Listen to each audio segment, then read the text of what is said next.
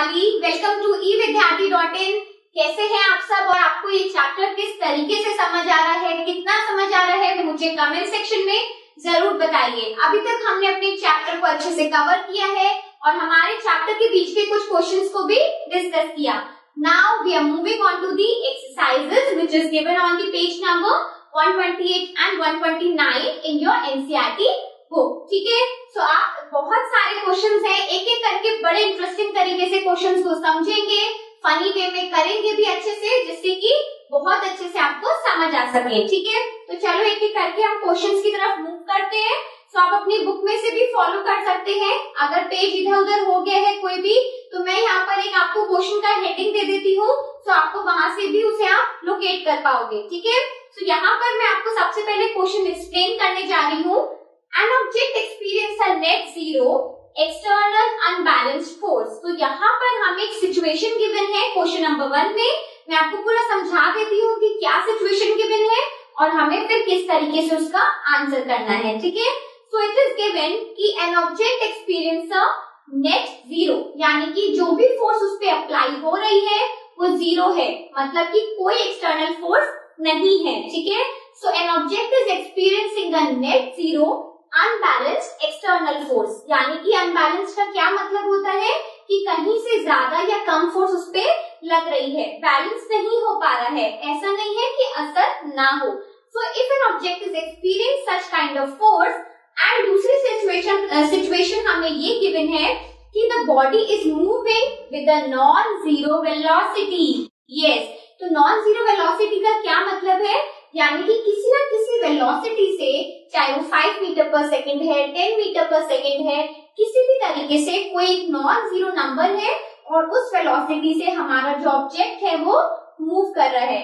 तो क्या ये पॉसिबल है, क्या ये सिचुएशन पॉसिबल है कि कोई भी एक ऑब्जेक्ट है वो एक नॉन जीरो वेलोसिटी से मूव करता रहेगा और क्या उस पे कुछ होगा अगर एक्सटर्नल फोर्स उस पे अप्लाई की जाती है तो, और क्या असर होगा अगर उस पे कोई एक्सटर्नल फोर्स अप्लाई नहीं की जाती है। तो बेसिकली हमें दोनों तरीकों से इसका आंसर देना है कि if there is no net zero force, यानी कि कोई भी फोर्स उस पे अगर एक्सटर्नली नहीं लगाई गई है, तो क्या ये सिचुएशन पॉसिबल है कि हमारा जो ऑब्जेक्ट है वो एक नॉन जीरो वेलोसिटी से मूव करता रहे। ठीक है, सो आई होप आपको क्वेश्चन का सिचुएशन समझ आया हो। अब हम एक बार देखते हैं कि इसका आंसर क्या है।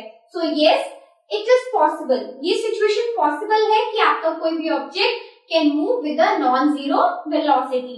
Now yes, it is possible an object moving with a constant velocity in a particular direction will continue in its state of motion as long as there is no external unbalanced forces acting upon it। तो हम सीधा सिर्फ ये कह सकते हैं, हमारे Newton के फर्स्ट लॉ से भी हमने यही सीखा है कि भाई नॉन जीरो वेलोसिटी का मतलब है कि हमारा जो भी ऑब्जेक्ट है दैट इज मूविंग, वो रेस्ट पे नहीं है। So if it is moving with some velocity, that means उसकी जो वेलोसिटी है वो कांस्टेंट है। कैसे कह सकती हूँ कांस्टेंट है, क्योंकि हमारा फोर्स कैसा है, जीरो एक्सटर्नल फोर्स उस पे अप्लाइड है। तो अगर कोई भी ऑब्जेक्ट एक कांस्टेंट वेलोसिटी के साथ मूव कर रहा है इन अ पर्टिकुलर डायरेक्शन, तो वो वैसे ही मूव करता रहेगा until and unless उस पे कोई बाहर से एक्सटर्नल फोर्स लगाई जाए, तो ही सिर्फ उसका मोशन चेंज होगा। ठीक है, सो एक बार इसे यहाँ से देखते हैं।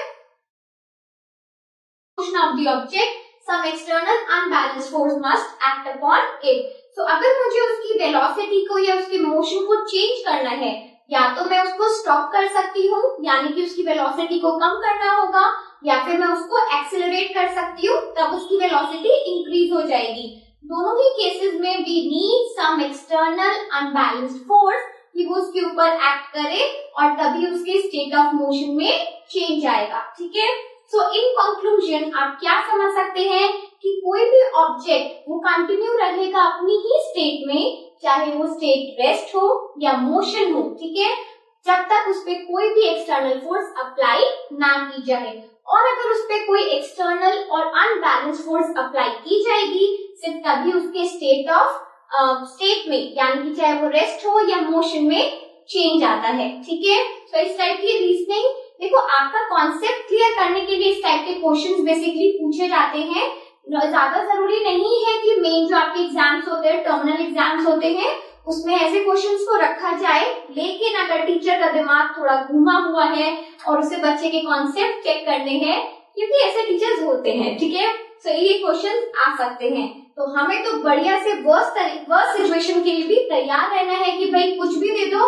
हमें आना चाहिए, तो क्या दिक्कत है, हम इन सब के लिए भी तैयार रहेंगे, ठीक है। तो आई होप आपको ये क्वेश्चन समझ आया हो। मूव करेंगे बढ़िया से अपने नेक्स्ट क्वेश्चन की तरफ। Up till then, stay tuned with us. Bye bye.